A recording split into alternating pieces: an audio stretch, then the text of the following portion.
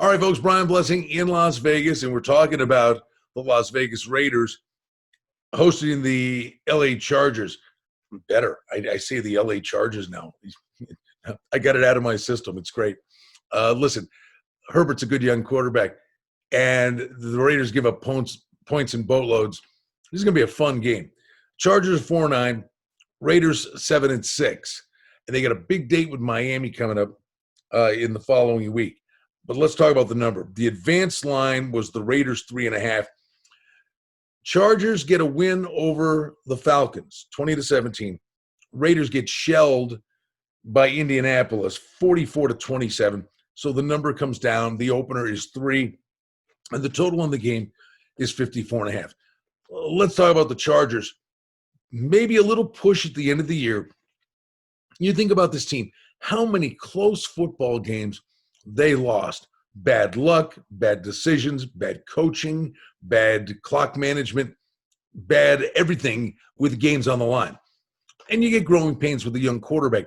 But many of those losses were not because of the kid quarterback. Justin Herbert, 36 of 44 in the win over Atlanta, threw for only 243. So the deep ball wasn't there, but he threw a couple of touchdowns. You know, you'd like to see him throw less, but maybe don't look at those 44 passing attempts and get too infatuated, because 9 of them went to Austin Eckler. And what a difference this kid is when he is in. He had 9 receptions for 67 yards. It's basically a controlled running play. And he also had 15 carries for 79 yards. So he's a difference maker. We know they got Keenan Allen. They've got some weapons.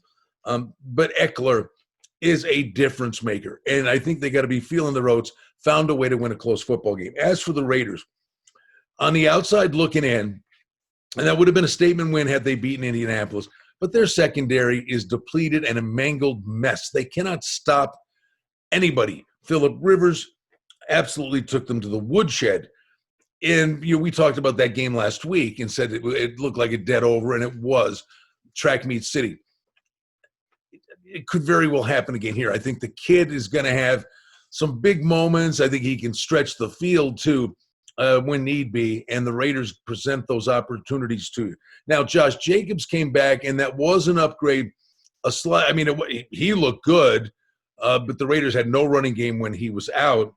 But you've got Aguilar, who's had just a rebirth with the Raiders, and the Darren Waller, the tight end, has been just something really, truly special, blossomed on the scene. I'd make the case other than Travis Kelce. The Gesicki kid in Miami is pretty good, but Kelce and Waller's been the second best tight end in football this year. Great thing for him, turning his life around and his career. I think you see points in the game.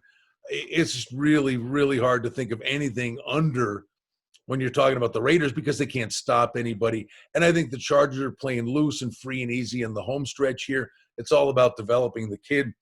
And the Raiders still breathing, and it's a division game. It's a conference game, but they've got a date with Miami next week, so they control their destiny in that regard.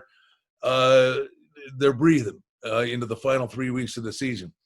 And the Raiders can win this game in a shootout, because I don't see it being anything other than a shootout between the Chargers and the Raiders. Glad to be with you at ATS.io. I'm Brian Blessing in Las Vegas.